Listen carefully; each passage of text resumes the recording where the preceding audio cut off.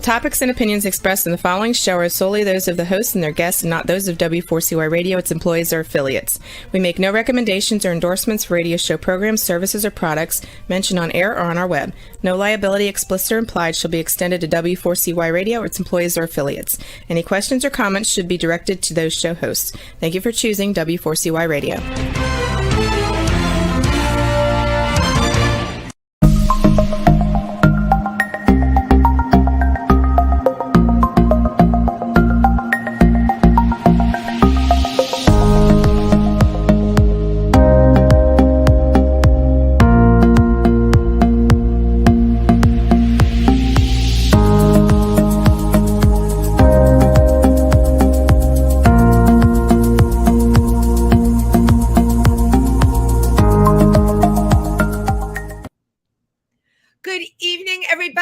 Welcome to Triversity Talk. It's Wednesday night, the eve of Hump Day. And you like that, Evan Laurence? Everyone knows Evan Laurence. He's been on the show before. He's a wonderful co-host. How are you tonight, Evan? I'm doing well here in my little home, playing with my new kitten and my older cat, and that's what's occupying my time. I love it. Evan is so not telling the truth. He has a million projects, and I find it hard to believe that you're sitting there playing with your pussycats all day. No, I'm doing all kinds of things. I'm practicing trumpet. I'm rehearsing my new script for the fall for the production I'm going to be in at Theater for the New City, which I'm excited about. And then I'm going to be performing on Sunday at Ianta Gallery in Jersey City. I'll be for 45 minutes. I'll be up there singing a bunch of my songs.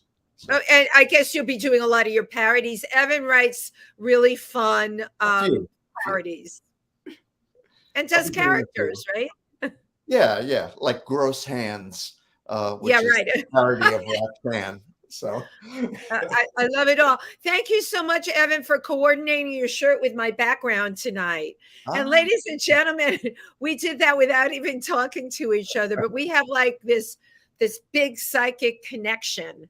So on my own date book, October 14th, for those of you watching, if you're in New York City, I will be performing in Icovelli's 50 Shades of Gay, along with Tim Moss and Jacqueline Dubois at the Copa Cabana, which is Jacqueline Dupree.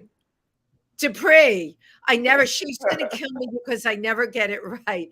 But I make it sound French. Don't I get any points for making it sound French? Of course, we will. Right, there you go. But that'll be October 8th and 14th, and you can find more information about that on my website, my Facebook page, and Icovelli's Facebook page, and Tim Moss's Facebook page. So we're all really excited about 50 Shades of Gay. So tonight's guest, I met before, a couple of years ago, as a matter of fact, but some people go through major transitions, shall we say, in their lives. And as they go through those transitions, they discover dreams and things that they always wanted to do, but never did for one reason or another. Well, this guest realized his dream. Patrick McNaughton is a queer artist and entrepreneur, and he is founder of the queer erotic website, dandyqueerart.com. So let's have a round of applause for Patrick. Thank you for being here with us tonight. Hello, thank you for having me. I'm very happy to be here. Oh my God, this is so great. So when did you decide to put up this group, dandyqueerart.com, or website? What was the thought process behind it? Well, the thought process was I have been an artist for a very long time. I was married for a while and just having a very difficult time of life because I was an alcoholic, and I didn't really ever have the energy to produce anything that I really wanted to do. I had a lot of goals and a lot of aspirations, but nothing ever really manifested. And then it was one of those things that I told myself, like, if I ever quit drinking, or like if I didn't have this, you know, terrible drinking problem, or if I ever had the opportunity really to get out of this, like all these wonderful things I could do, this being one of the major projects that I had been thinking of. And in a very hard way, that ended up coming true. I ended up quitting drinking eventually. And this was kind of my pet project in my recovery. And it has done very well so far and been very popular. So I'm excited about it. It really comes out of that there's a place that in the sort of studio system that queer people have traditionally held, and a lot of it is exploiting trauma or exploitation of it's selling this idea of what queer strife is, what queer life is about, but it's very desexualized, and also it just makes for a difficult time for people who are queer artists who are making anything involving male nudity specifically an opportunity to show their work, because that's very frowned upon. The non-queer art world is very much from a male gaze, because that's who buys the work. So very interesting. Yeah. So it's male nudity really doesn't have a place in galleries from a sale perspective. So a lot of the artists I work with actually are not, exclusively erotic work. Some of them are erotic artists in complete private. They have like alternate identities. And some of them, just can't sell their erotic work, but it's something that they're passionate about, that they like to make. I think, art, there's a connection that happens between a viewer and the artist through this piece. And art speaks to people in a very, in a nonverbal way that is very much, I guess the desire is to get a reaction of some sort. Yeah, it is, right. It is almost like a silent thought that speaks to you, and it is in ways dependent on the reaction of the person. But I want to go back a little, because you just said, first of all, a mouthful that many people don't know, myself included. My husband's an artist. I've been in the art world. I have a lot of gay friends that are artists. But what you're talking about is a whole other thing. It's how not only the male body is perceived, but male, how shall I put it, sexual practices on canvas, how that's perceived.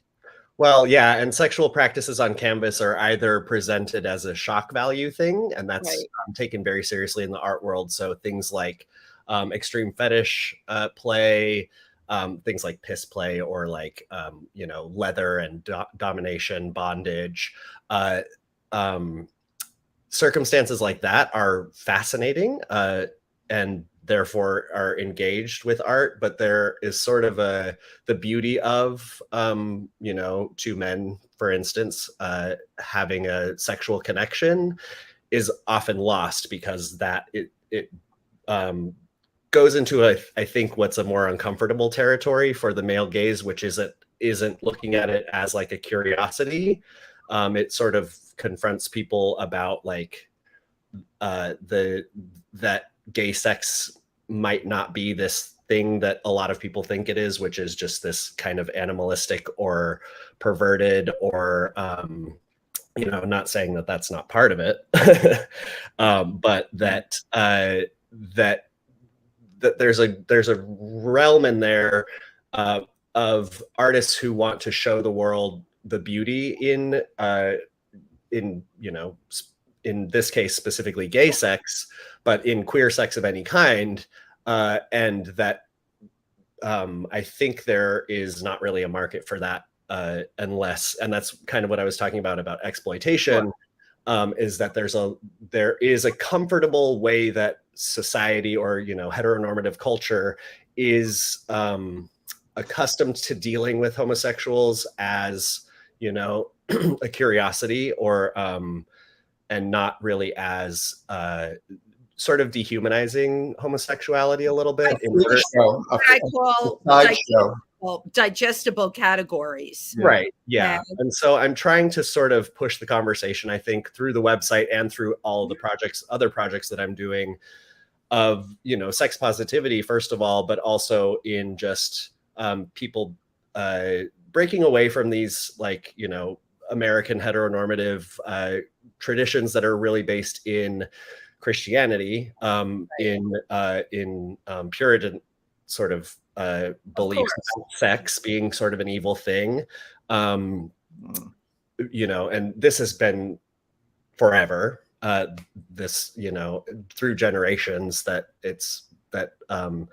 we've known kind of that sex is taboo into an extreme measure, especially in relationship to things like violence and things that we're very comfortable showing children and talking about with children.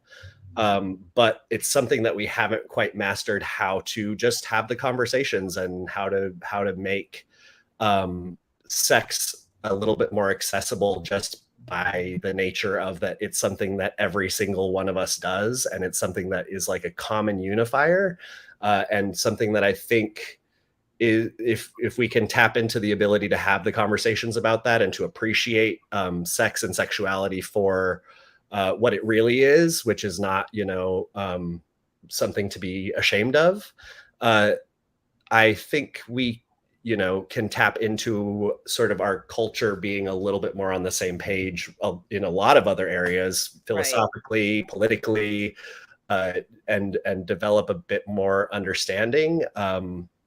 But I think there's a lot of powers that be, you know, that that are happy with the way that things are, and that sort of sexual revolution talk, and especially, you know, and we can get into this, but especially with like coming out of the AIDS pandemic and everything that's happened with that, there's a lot of confusion about where to move forward from here. And you know, even with it, among the queer community, there's, you know, people who are no kink at pride kind of people, and there are people who are, you know, shove it in their face, this is who we are kind of people. And I think I'm trying to occupy a space that's a little bit between that, of having the conversation, seeing it from multiple sides. In my philosophical pursuits, obviously there is a degree to which I also want to make play of it. You know, I think that there's a lot of joy that can be had in connecting to people through sex in a play way, which is kind of where kink comes in, because I think that kink kind of gets a bad rap of being this very dark, very nasty, dirty thing, which it can be, and it's really fun when it is. But it also is about connection and communication, and about pleasure, and about making connection in a way that is deeper than kind of what we're used to, which is all very superficial, all very, you know, internet based. It's all very difficult to kind of. Do you consider what you're doing to be the very beginning and ahead of its time in terms of what was acceptable before, even within the gay community? I've looked at your site since you did it, not because I'm a voyeur, not because I wanted to get off on it. I had no, but it was because there's not a ton actually to get off on the website, really. Like I would never go to the website and be like, this is an amazing. There are people I could show that to, and they would be, and some of them would be gay men, by the way. Right. Yeah. So looking at what you're doing, and I actually showed the pieces that you sent to my husband, who happens to be a painter, and has painted male figure as well as female. And for his perspective, everything looked really normal to him that I was showing him, which I was not. This is my prejudice. I wasn't expecting him to react that way, you know. Right. And he did, which tells me that you are onto something with this site, that you are cutting edge, and you're going into a territory and finding work that's not objectifying, the people in it. it's showing, and it is showing all the things you said, the beauty, it could be the dirt, it could be the kink, it could be the love, it could be any of those things. But what, to me, what you're doing and what your site is doing is making it all acceptable. Yeah. Yeah. And I think, and maybe not, and there's a whole complication with like, well, as soon as it's acceptable, are we then, not marginalizing it? And then where is the cultural kind of back, because cultural component a little bit, there is an element of kink that is very like, this is taboo and that's why it's attractive. So if it's not taboo anymore, then where does that leave kinksters? But we're very far away from that. From society accepting all of this, and I don't ever expect that like it's an acceptable thing. There are definitely legitimate reasons. There are risks with kink. There are across the board, whether it be physical injury, disease, but there are definitely kinks you can participate in that are not risky, but also kink is about like what you're really into. So for a lot of people, the pleasure outweighs the risk factor. Right. And to a certain extent, like I've experienced that in sort of my exploration of kink over the last 6 months or so, since I started filming this documentary. And so I don't know where that line of thought was going, actually. No, we're right on the train with you. We were talking about the acceptability or non-acceptability of kink, but you said for two people that are into that, it is worth whatever risks they're going to take. Yeah, and as far as acceptability goes, I think, to a certain extent, everybody has sexual interests that are outside the norm. It's a natural, or to me it is anyway, a natural part of development is like discovering your sexuality for yourself. And it's a very unique and personal experience for every single person. And there is a prescriptive way to look at and think about how to have sex. And there are people who do that and participate in that. And, they don't know much else beyond that.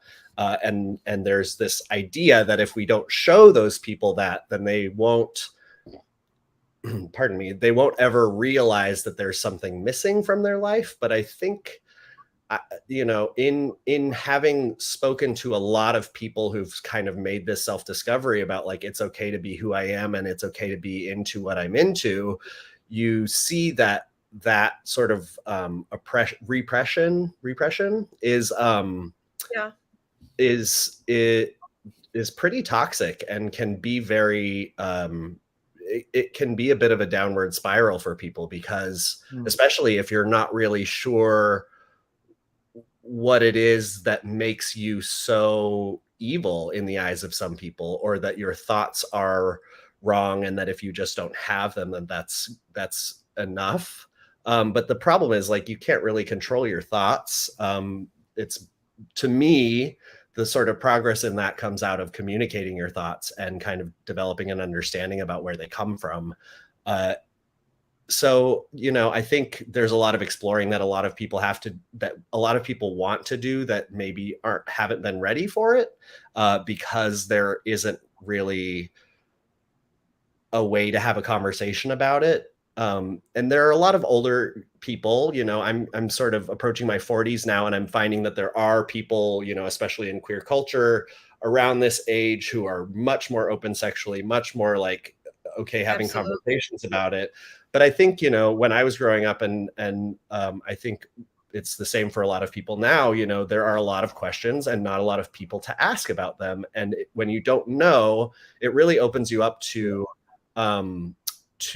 people to take advantage of that. And I think, we have to, as a community, be a little bit more proactive in answering those questions before the wrong people intervene and are misguiding. Because I've seen that happen many, many times, not even just about sex, but about like things like drugs and alcohol, where there is this impression that this is how the gay community is by people who don't necessarily participate in it. So when you come into it and somebody approaches you about, sex in a certain way, or drugs or alcohol, there's a kind of an expectation of like, oh, okay, this is fine. But there are, when you look at kink culture, for instance, people have conversations, and there are certain, I guess etiquette is the word. There's really a certain way that people communicate with each other. But then you also, in the documentary, and I should probably talk about that because I keep referencing it. Yeah, because I have a lot of questions about the people in your documentary. I'm assuming you have people that you've interviewed talking, which was going to bring me to my question. Don't you find within the community that there's a big variation between people in their 20s and the way they view queer, as opposed to people over, I'm going to even go past 40, over 50, and what their experience is? Yeah, well, it's vastly different. It's also, I think, has a lot to do with, when I was sort of going through high school, we'll just talk about high school. Yeah, let's. As sort of a marker. When I was going through high school, it wasn't okay to be out. Being gay was sort of in the main, like it was sort of when Ellen came out, and it was like starting to become a little bit more acceptable. I wasn't out in high school. I didn't know anybody who was out in high school, and there was a surprising number of homosexuals that came out of like specifically my year in high school. I had no idea. And there was a lot going on in my head, as far as my sexuality is concerned. So I'm sure it was the same for everybody. But I think that that's dissipated a bit now, because there are resources for young people with questions, young people who are, confused or legitimately confused because, society's telling them one thing, or their, religion or parents or whoever, but you know what? There's a lot more information. These people mean well, but they don't understand. And that's why I think it's very important to maintain this conversation of queerness being a separate thing. It always has been and will continue to be a separate thing, no matter how much you put it in the mainstream. There is a beautiful culture there, and there's a beautiful history there, which, intergenerationally also needs to be respected, of that. Absolutely. We wouldn't have what we have right now without everything that's come before us. Absolutely. Which is, another reason why like the no kink and pride thing is a really rough spot for me, because I understand, but a lot of people don't. A lot of people, my personal opinion is that there are a lot of people now that being gay is becoming more acceptable. Mm-hmm. There is a lot of people who want to be accepted because they actually can be now, into the sort of heteronormative lifestyle and heteronormative way of like of kind of developing your life, and repressing sexuality and sex, positivity is one of those things. And I think there's that's interesting, Patrick, that you said that, because you're talking about, and I've said this too, for me, it started with marriage equality, which I thought was terrific. Except I saw a lot of my really fun gay friends turn into freaking Ozzy and Harriet and just want a house with a white picket fence. And I don't want to put that down. Okay. But it's a different thing than what you're talking about, because what you're talking about is really discovering the pleasure of male sexuality within the homosexual community and celebrating it and all the differences and all the diversity. So. But I think also, historically speaking, yes, if you are shunned by your community because of your sexuality, you go somewhere and you create your own community, which is what happened essentially. And what continues to happen is, people move to the city, and there's a community here of gays that is very different from the community of gays, which is upstate, is very small. Well, not even upstate, because there are a lot of gays from the city up there, but like people who grow up in, say, Fresno, where I'm from, where everybody moves kind of to a gayer place. So there's a very specific population of gays that that live there, of queers. But I don't know. It's just what it comes down to is that it's entirely different. I am sort of in the mindset of I'm skeptical about being accepted, having queer culture accepted by the mainstream, because there is this, there's a beautiful thing in that homosexuality was marginalized for so long, and there was a lovely culture that was created out of it that was, decimated in good part by the AIDS epidemic or pandemic or whatever however you define it.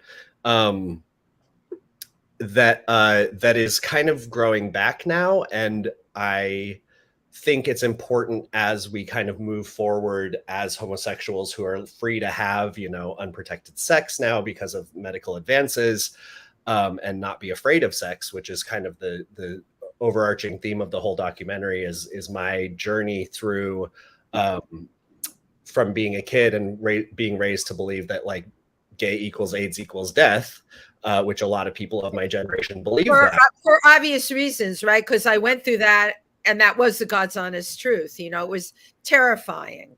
Yeah, and I was a child during all of that. So to me, it was, if you are gay, here's what's going to happen. Like, you're going to have a quilt. Your family's going to cry. Right. You're just going to die, and it's going to be in a terrible way. And like, try your hardest not to do that. So I've always just been like afraid of sex. Like, sex brings out a fear in me, or it used to, that I didn't even realize really was there until it was gone. And I didn't even realize, because we're over a 20-year age difference. I didn't even realize that people your age were feeling that way. So thank you for enlightening me, because I went through the whole AIDS epidemic and it left such a scar, but I didn't think about a lot of the time the people that came after, right? And what you're telling me. I think it seems like that's slowly moving away, which also has its negative things. Like, there are people who are having sex without, people who are young, who are, 17, 18. They have PrEP. That's what they tell me. But aren't even really that aware of PrEP, because they're not so aware of HIV and how terrible it is. But condoms are no longer a conventional thing, and so there's a weird thing that I've heard murmurings of, because that's how these things get around, about younger people contracting a lot of STDs because they're not informed about, like, here are the horrible things that have happened and might happen to you if you are not careful, or if you're not taking PrEP, Right. But fortunately we have PrEP, and that's, game changer. The documentary in a weird way is a little bit of an ode to PrEP, because it's like, when PrEP came out, I was in sort of monogamous relationship situation when it was like a mainstream thing, and was like, okay, this is a safe thing to take, and it's extremely effective. So I was, in a relationship and then married during all of that. So the last time I had sex before I was married, I was afraid of contracting HIV. So then to kind of come out of divorce and be like, okay, here we're, starting over as a much older man. That also makes it a little bit more comfortable socially to like explore kink. I feel like people are okay with older people exploring it, but I was going to say, do you think you have to be older to explore kink? I don't think you should have to be. I think I have a lot of respect for younger people who explore kink. I think that there is a little bit of a perspective of that people who explore kink at a younger age, that there's something that they're damaged in some way, or that they are, that there's some kind of trauma that they're working through. And I must say that before I started this documentary, I agreed with that. Like, I went into this documentary thinking, okay, I'm going to find out like kink is trauma-based, and I'm going to hear these stories about like people's, and obviously some people are in denial about their trauma, and that's okay. But there are people who just generally enjoy this as a play experience, or, it's like, well, I was 5 and I rubbed up against this thing and it felt really good, and I've just always had this like relationship with this thing, So you find that the diversity of the kink community is such that when presented the way that I'm trying to present it, you realize like this is everybody. You know, these people are just communicating and practicing the things that we all kind of think about, or that we all have a little like, oh, well, I really like it when like, you know, a guy wears a sports jersey while we're having sex, because it like puts me in a, you know, special mood. Sporty mood. Yeah, I mean, makes me feel sporty. Patrick, I want to get back to the documentary because it's completely fascinating to me. But I want to show the wonderful art that you. Oh yeah. Let's yeah. So Juan, can you please show the artwork now? Thank you. That piece of art is me. It's a beautiful portrait of you, Patrick. It is, yes, and that's Kelly Greider is the photographer who does that. Yay. He uses this like old ass camera that's huge in his studio, and it's literally just me standing by a window making duck face. As you can tell, I'm a little bit like. Trying to look serious and intense. An old feeling to it, very cerebral, contemplating. Yeah, it's weird to sit here and look at a picture of myself and to talk about it. All right, well, we can move on. Let's to the next one. Okay. This, and I think probably the next couple images are the sort of, I mean, I can't show, I didn't want to censor anything on here, and I can't really show the gentleman's genitalia. There'll be no genitalia showing here tonight. Sorry, everybody who tuned in for the show, but for the genitalia. Yeah. But this is just an example of, I do some photography for the website. So people are always asking like, oh, is this your work? And it's not my work on the website. It's me curating people who I think are just like infinitely more talented than I am. And I do, you know, this is mostly for site traffic because people like to look at pictures of naked men, especially other homosexual men. I like taking pictures of beautiful men. So yeah, just this is an example. We can move on to the next one. Okay. There's another example. That one's a little bit more suggestive. Yeah, so I just do a lot of color. Like I play with color a lot with my photography. So this is a little bit more greens and purples. The other one was obviously red and blue. Some of it's with lighting. You know what I liked about these were the colors, because I mean, how much stuff can you look at, right? Where you need to find something that's a little different.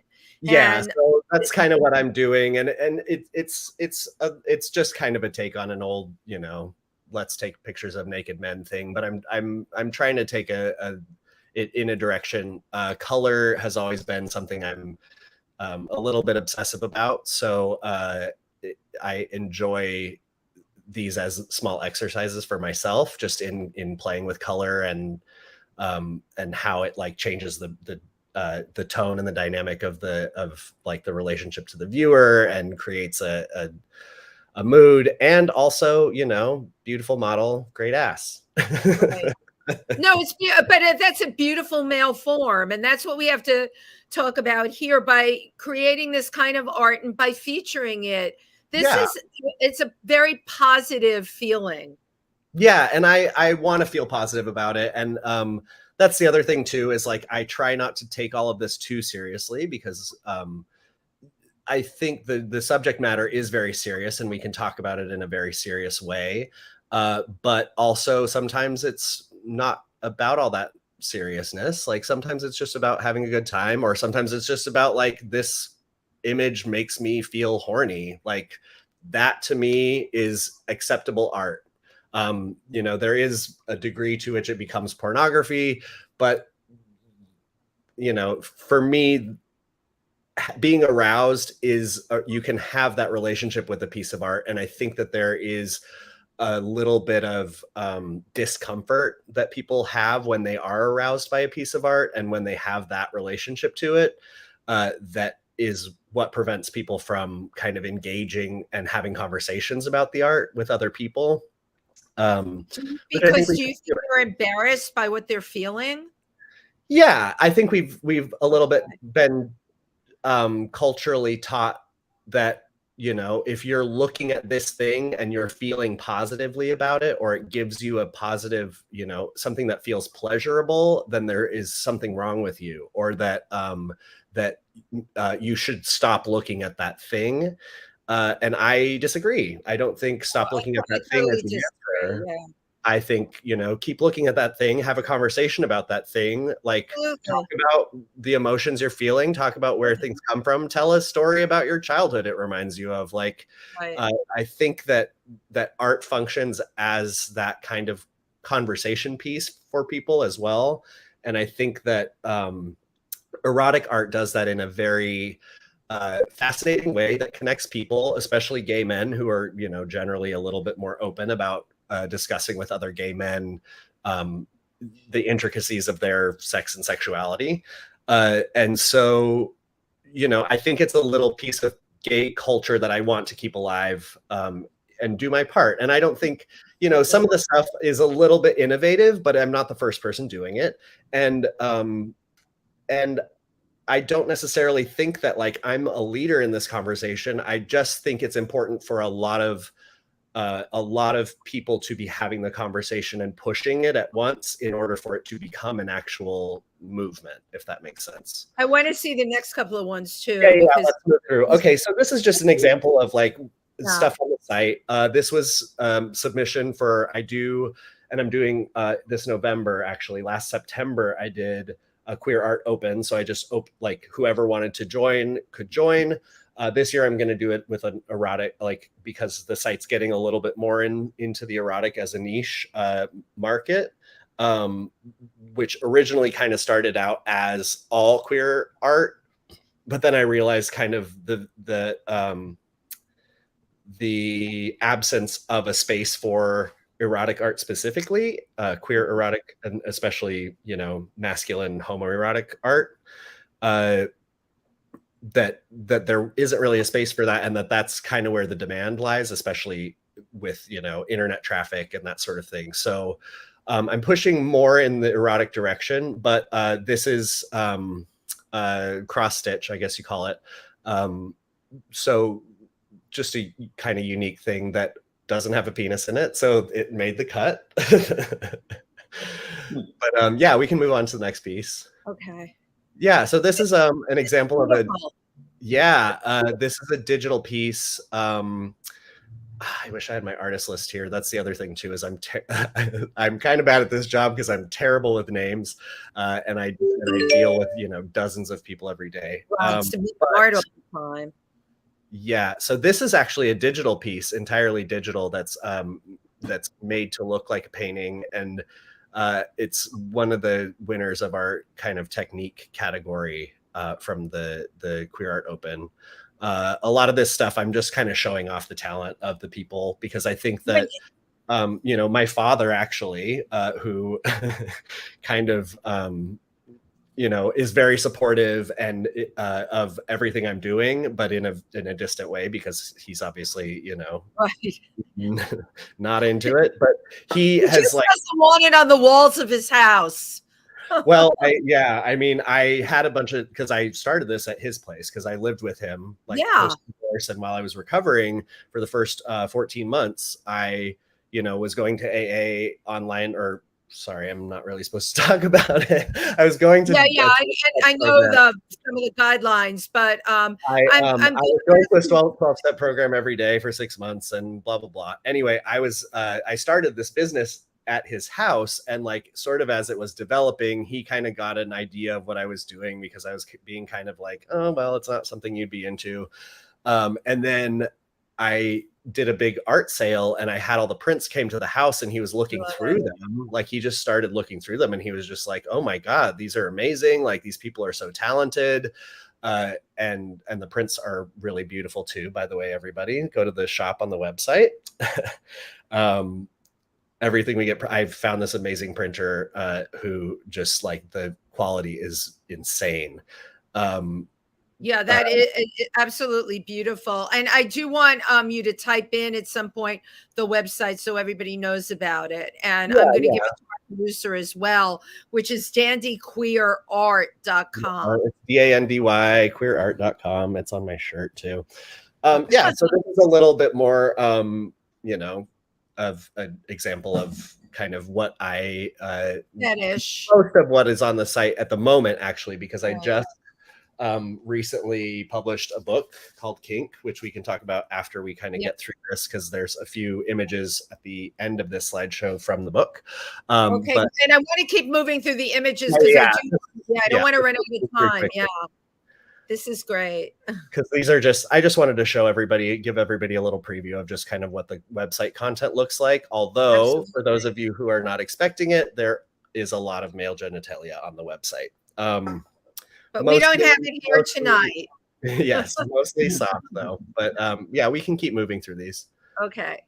This is just a funny little, somebody Here's did a fun thing. Victorian Grinder is the title of this one. Yeah, I love that. I read that Victorian Grinder. Evan, how funny is that? That's great. That's great. Isn't that great? Yeah, so there's like some fun, witty stuff with some of the artists that I work with. Next. Yep. Yeah, and so this is a little bit more, you know, technique-wise, beautiful painter. He's really talented and also just flawless with like representation of kind of a homoerotic, in homoeroticism in like working class and sort of, you know, more, how can I put this? He covers a lot of working class people, and it's a lot about like there's a grittier homoeroticism to everything that he there would be a grittier edge to it. I found the style very illustrative. It's kind of like if he were a homoerotic painter that was around the same time as Norman Rockwell. There's something very Norman Rockwell-ish. Yeah, he's. I think the technique is similar. Yeah.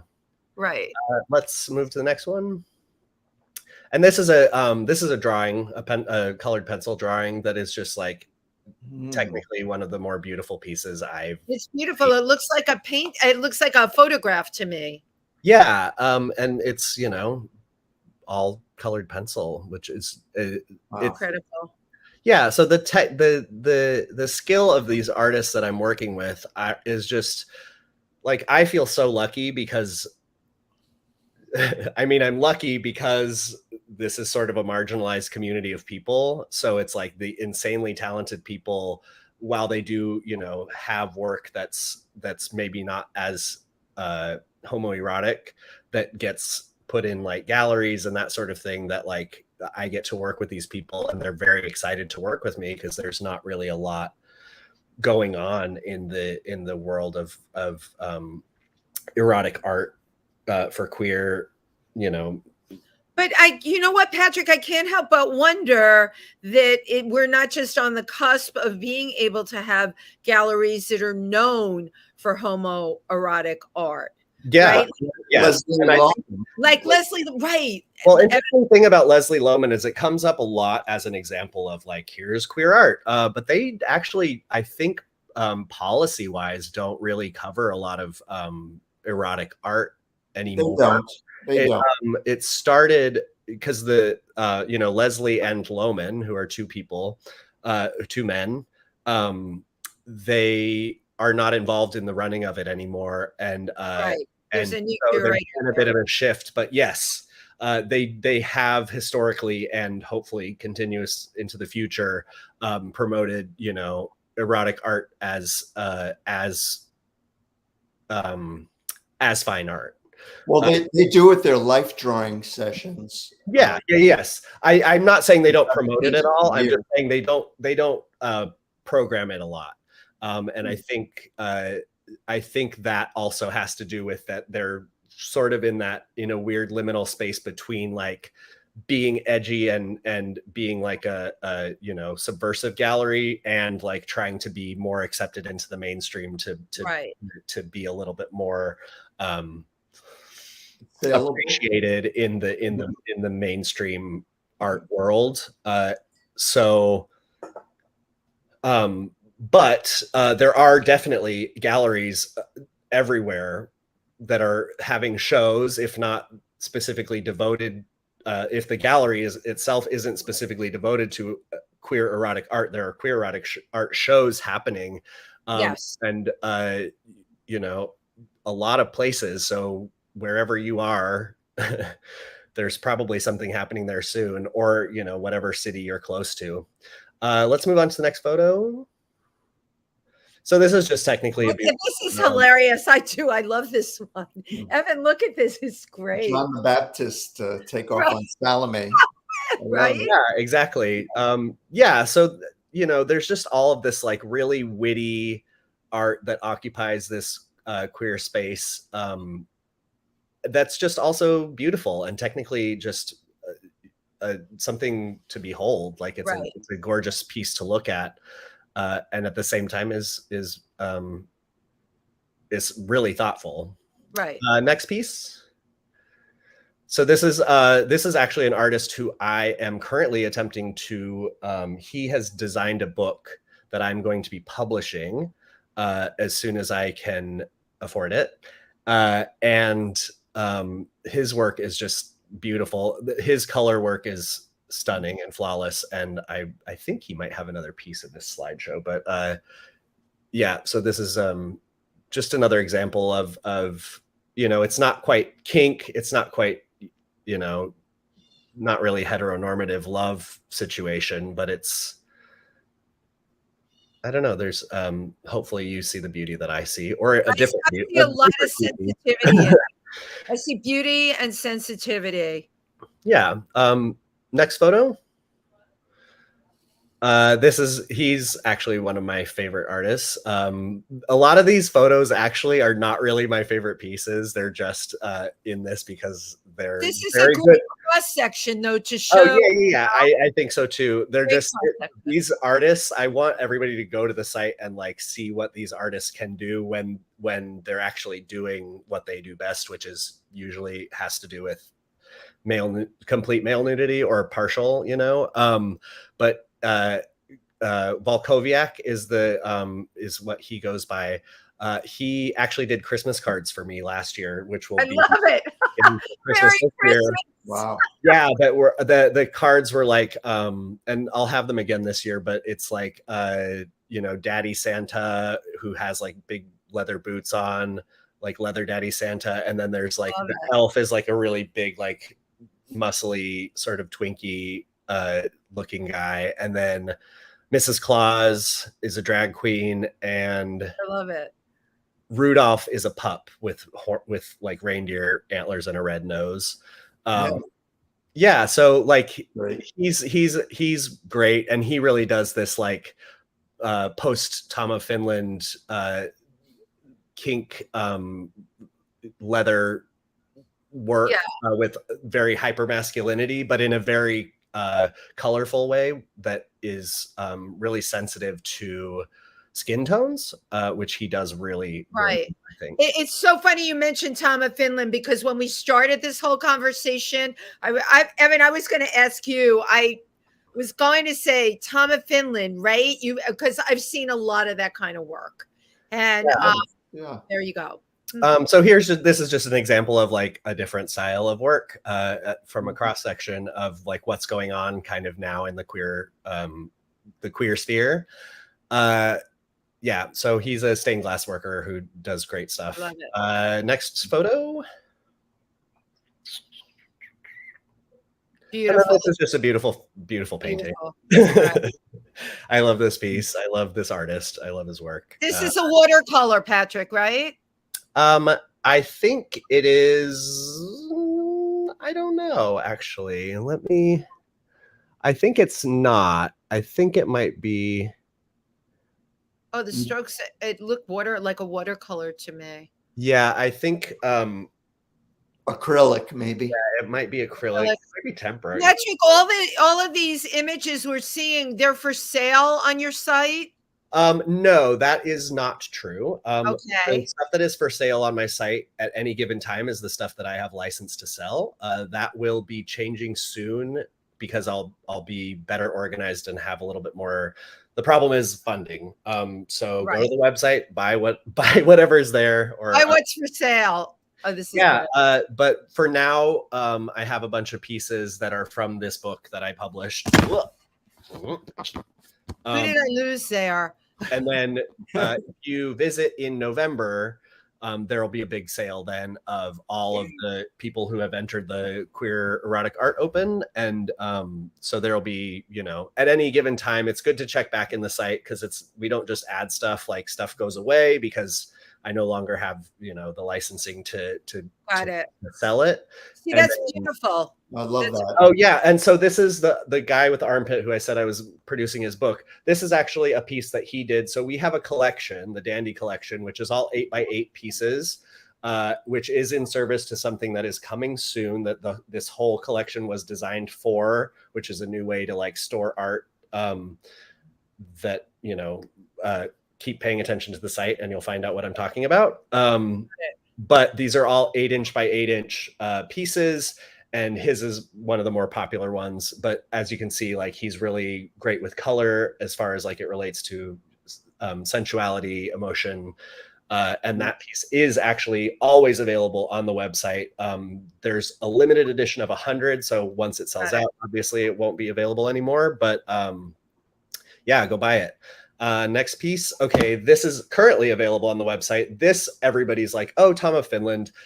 Interestingly enough, not at all. It's the same subject matter. It's, leathers and bikes. Tom of Finland never did really a lot of realism. His stuff is very stylized in a way that I very much appreciate. And I'm a big fan of Tom of Finland. But, as you work in this, you sort of start to see all the different nuances about how people work. This is Brad Welch, who is an beautiful artist. This is entirely done in black pencil. That's amazing. Wow. That's amazing. Patrick, I think we're going to have to end on this. Yeah. Oh, okay, that's fine. Yeah. Last but not least. And this is another great one that it looks like a painting, or it looks like a photo, but it's a painting. That's amazing that someone, I actually put my glasses onto this. It's unreal, really. Look at the talent that you've shown us tonight. So people can go to the dandyqueerart.com website, right? Mm-hmm. So go to dandyqueerart.com, buy this book. There is a lot of stuff, the stuff that we were going to show that was at the end of the slideshow is the stuff that I could show. Yeah, that was the cover. That was at the end of the slideshow, that the cover of the book. So this, I won't, flip through it too much because we can't show you all of that, but I go buy that book. I'm very proud of it. So that's one thing. Go to the website always. It's going to be updated often with new stuff, and you'll always be able to tell there what's going on with all the things in my life. The documentary, follow Dandy Queer Art. It's at dandy.queerart on Instagram. It's brand new, so there's only like 3 pictures, so it looks kind of like a fake account. But your Facebook site, tell them about the Facebook site too. Yeah, there's a Facebook group as well called Dandy Queer Artists. If you look that up and join it, that's more of like a community amateur showcase. So it's a more just people throwing up their work that they do on a daily basis, or their sketches and that sort of thing, which I highly encourage everybody to do. So there's a Facebook group for that. And then the documentary. So if you want to keep up, November 1st. Don't forget November 1st. Oh, October 1st, which is thank you. October 1st. Sorry. Why, if I sound fried or manic, on October 1st, which is on Saturday from 2 to 8 p.m. in Hell's Kitchen, we are doing our first queer erotic art fair. So okay, and I am Erotic Park Fair. I am at time. Everybody come October 1st to Hell's Kitchen. You can find out more on the site. I want to take a picture. I always do that. Patrick, thank you so much. You are a wealth of information. We love what you're doing. Keep on doing what you're doing. Keep on healing the way you're healing, because you know what? You're sharing that with the world. Thank you. Yeah, I'm going to. Thank you. And thank you, Evan. Everyone have a great night.